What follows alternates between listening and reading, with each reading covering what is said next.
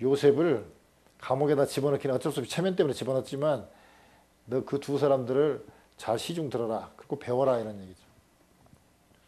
저는 그게 하나님의 섭리로 봅니다.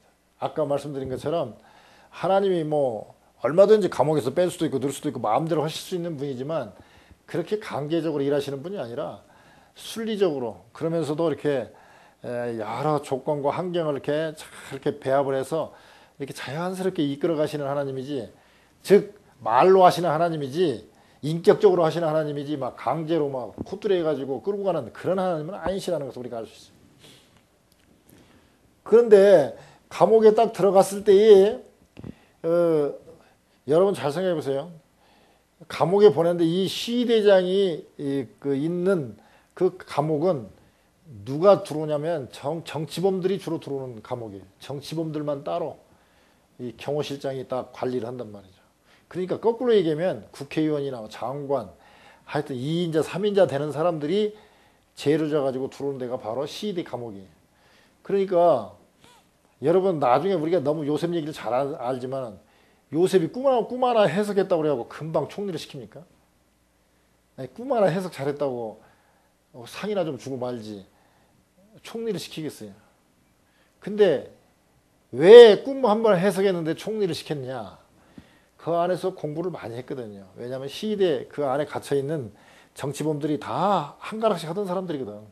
그러니까 가서 이 얘기 하다 보니까 다 듣는 거예요. 특히 술 맡은 관원장이나 떡 맡은 관원장은요 2인자 3인자예요.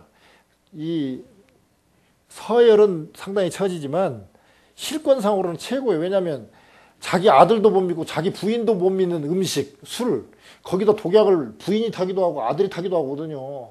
정권 세계에서는. 그런데 자기 자신 외에 가장 믿는 사람이 누구냐면 술 맡은 관원장이에요. 그 다음에 떡 맡은 관원장. 왜냐하면 음식은 먹다가 맛이 변하면 금방 알 수 있지만 술은 잘 모르거든요. 그렇기 때문에 술 맡은 관원장 1위, 그 다음에 떡 맡은 관원장 2위. 그 1인자, 2인자예요. 그 사람들이 지금 바로 아주 임금 가장 측근에서 봉사하는 사람들이거든요. 그러니까 너 그런 사람들한테 배워라 이거죠. 그래서 요셉이 거기서 많은 공부를 합니다. 아마 요셉을 유혹했을 때가 적어도 총무가 됐을 때니까 17살에 갔고 28살 때에 해몽을 해주고 2년 있다가 30살 때 총리가 됐으니까 그냥 13년을 갖다 둘로 나누면 한 6년에서 7년. 그러면 제 생각에 감옥에서 한 6년 정도, 가정총무를 한 7년 했었을 거예요. 그러니까 그 감옥에서 진짜 제대로 대학원 코스까지 마친 거예요. 아주 정치학과 아주 최고의 가정교사. 뭐 어디 재수들 어디 갈 때나 있습니까? 그 안에서 계속 요셉이하고 이 얘기하면서 이것저것 가르쳐 줬겠죠. 근데 그곳에서 하여튼 뭐 가정에 가든 감옥에 가든 얼마나 성실한지 그리고 실력을 쌓기 시작하는 거예요. 그래서 그 정치에 대한 식견을 그 감옥에서 다 들은 거예요. 그냥 여러 사람 만나면서 한 사람은 하나밖에 모르지만 다 각자 개인적으로 다 일일이 만났기 때문에 요셉이 이집트에 대해서는 실은 제일로 잘하는 정치의 아주 1인자가 된 거예요. 또 열심히 공부했기 때문에. 그런데 그 요셉이 나중에 그 꿈을 잘 해먹은다고 그래가지고 나와가지고 바로 앞에서 이 얘기하는 내용에 보면 오늘 그 16절에 아주 나와 있죠. 요셉이 바로에게 대답하여 가로되 이는 내게 있는 것이 아니라 하나님이 바로에게 평안한 대답을 하시리이다. 즉 꿈의 해석은 하나님이 하신다 그랬습니다. 그 다음에 40장 8절에 봐도 그 술 맡은 관원장과 떡 맡은 관원장이 고민하고 있을 때에 8절 봅시다. 그들이 그에게 이르되 우리가 꿈을 꾸었으나 이를 해석할 자가 없도다. 요셉이 그들에게 이르되 해석은 하나님께 있지 아니하니까 청컨대 내게 고하소서. 해석은 하나님께 있다. 또 여기 바로 앞에서도 하나님이 해석해 주실 것이다 그렇습니다. 그러면 그냥 우리가 이게 들을 때는 별거 아니지만 그 당시 뭐 이집트 황제나 나중에 로마 황제 같은 사람들은요 자기가 신이에요. 신. 이집트의 왕은 신이에요. 신. 근데 신 앞에서 하나님이 해석해 준다. 그것은 기분 나쁘면 바로 죽는 거예요. 나 말고 신이 어디가 있어. 그냥 하면 죽는 거예요.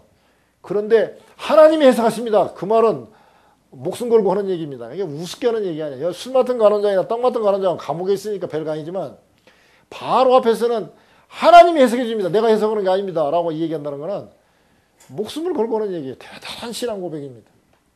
즉 라틴 말로 코람데오란 말이 있어요. 코람 앞에서 이런 뜻이고요. 데오가 하나님. 그래서 하나님 앞에서란 말이 있어요.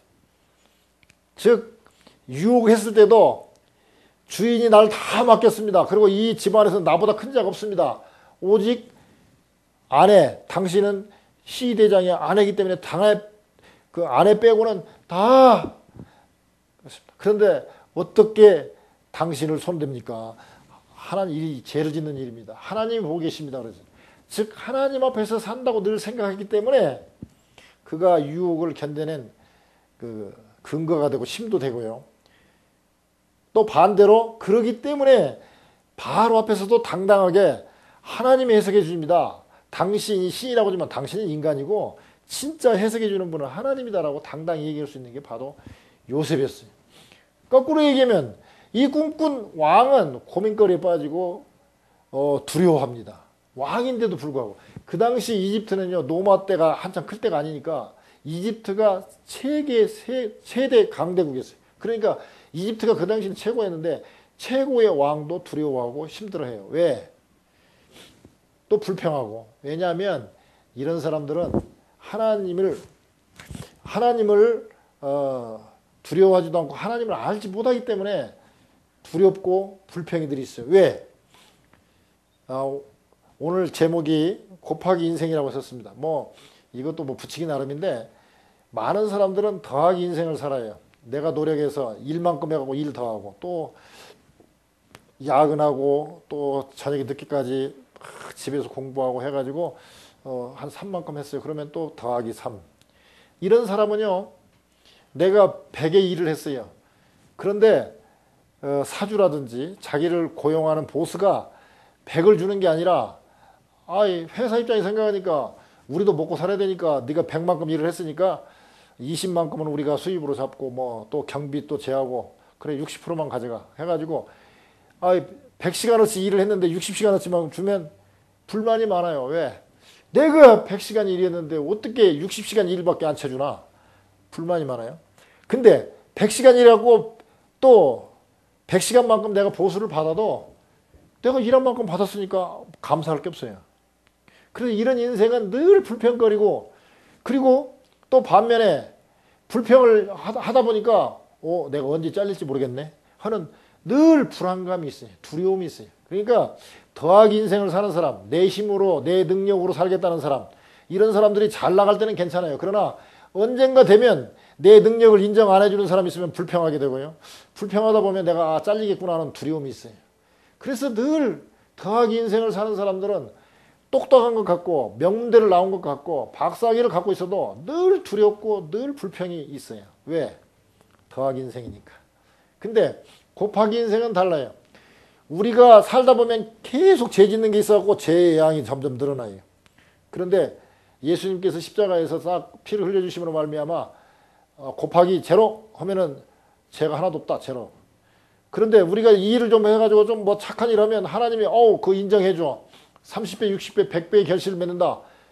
근데 예수님은 꼭 거꾸로 얘기죠. 100배, 60배, 30배라고 그래요. 이게 기본이 100배예요. 그러니까 우리가 1만큼 일하면은 100배가 돼버리고요. 2만큼 일하면 200배가 되고요. 그래서 이 곱하기 인생을 사는 사람은 달라요. 제가 이걸 다른 표현을 했어요. 뭐라고 하냐면 노젓는 인생과 돛담배 인생이 있다. 노젓는 인생은 자기 힘으로 가기 때문에 빨리 갈 수 있고 금방 어디 가고 싶을 때 얼른 출발할 수 있고 내 마음대로 갈 수 있다.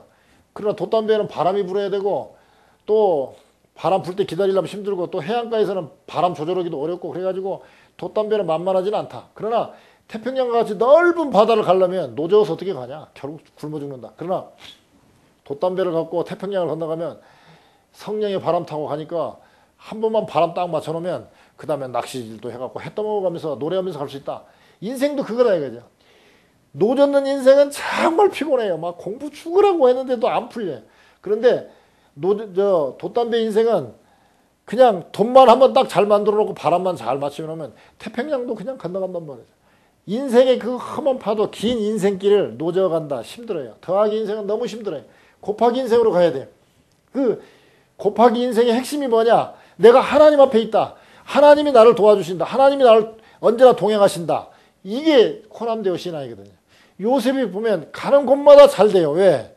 비록 노예로 팔렸지만 그 시대장이 보니까 너무 착실하고 잘해요. 그리고 하나님이 함께 하심으로 갑자기 그 시대장 집안이 잘 되거든요. 그러니까 이거 괜찮네. 이거 총무 만들면 좋겠다 해서 총무를 만들어주는 거예요. 감옥에서도 보니까 너무 일을 잘해. 하나님이 함께 하심으로 모든 게 잘 되니까 간수가 맡겨놓고 아예 그냥 요셉한테 맡긴 것은 그냥 간섭도 안 해요. 얼마나 잘하는지. 그러니까 돛담배 인생은 겉으로 봐서는 아이고 노예로 팔렸네. 아이고 감옥에 있네. 그러지만 하나님이 함께 하시는 사람, 그 돛담배를 단 사람은 겉으로 볼 때는 초라하게 보여도 이게 모든 게 순조롭게 잘 돼요. 그런 요셉에게도 위기가 한번 닥칩니다. 40장 14절에 보면 14절 15절에 보면 이런 말이 나옵니다. 당신이 득이하거든. 그 술 맡은 관원장입니다. 당신이 이제 다시 이제 그 왕의 총애를 받게 되거든. 나를 생각하고 내게 은혜를 베풀어서 내 사장을 바로에게 고하여 이 집에서 나를 건져내소서. 이제까지 코남데오 신앙으로 하나님이 함께 하시고 하나님이 도와주신다는 곱하기 인생으로 살았던 요셉이 이때는 지쳤어요. 나이가 28인데 17에 와가고 28인 게 11년 동안 노예 생활하다가 누명 써가고 감옥까지 와가지고 이렇게 11년을 지났는데도 아직도 하나님이 뭔가를 안 보여주거든요. 그러니까 이게 드디어 술 맡은 관원장한테 꿈 해석해주고 분명히 3일이면 이제 복권되니까 고맙게 생각하고 나 풀어주겠지. 그리고 뭐라고 합니까? 나는 시브리 땅에서 끌려온 자여 여기서도 옥에 갇힐 만한 일은 행치 아니었습니다. 내 억울한 사정을 좀 해달라고 이제까지 하나님께만 부탁하고 하나님의 은혜로 살았던 사람이 이때는 지쳤어요. 그래가지고는 해달라고 그랬어요. 근데 40장 23절에 보면 술 맡은 관원장이 요셉을 기억지 않고 잊었더라. 만 2년 후에 바로가 꿈을 꾼 적하고 2년 후에 바로가 꿈을 꾸어갖고 이제 그 얘기를 하니까 생각이 나는 거예요. 이제 그때서 왜? 바로한테 꿈 해석 안 하면 자기들이 불편하니까 빨리 모든 사람이 다 모른다고 그러니까 아이고 요셉이 참 있었지 하고 이제 그때 생각하는 거예요. 그러니까 세상 사람들은요 다 자기 입장에서만 생각을 해요. 이제 아쉬우니까 이제 요셉 찾는 거예요. 근데 자 거꾸로 생각해 봅시다. 만약에 요셉을 그 28살 때 술 맡은 관원장이 가자마자 왕이시여 총명한 하나가 있는데 참 억울하게 누명을 써 감옥에 있습니다. 그좀 풀어줬으면 좋겠습니다 해가지고 풀었다고 합시다. 그러면 나오면 뭐 하겠어요? 억울한 누명에서 나왔는데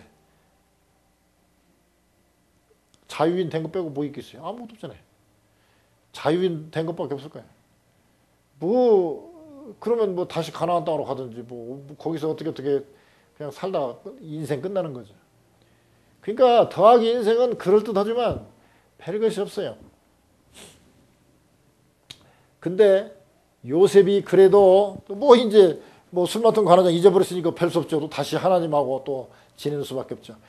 그렇게 지냈더니 2년 후에 바로의 꿈을 해석할 기회가 생겼습니다. 근데 잘 보면요. 하나님은 우리에게 꿈은 주시지만 열매를 주시지는 않아요. 천국은 씨앗만 있지 열매가 없더라는 거예요. 왜? 우리가 기도하면 열매를 주는 게 아니라 씨앗을 준단 말이죠. 그럼 그 씨앗을 품고 키워갖고 자라가서 열매를 많이 100배, 60배, 30배 맺도록 만들어야 되는데 요셉이 아무튼 감옥에서 또는 가정 총무로 있으면서 계속 노력하고 공부해가지고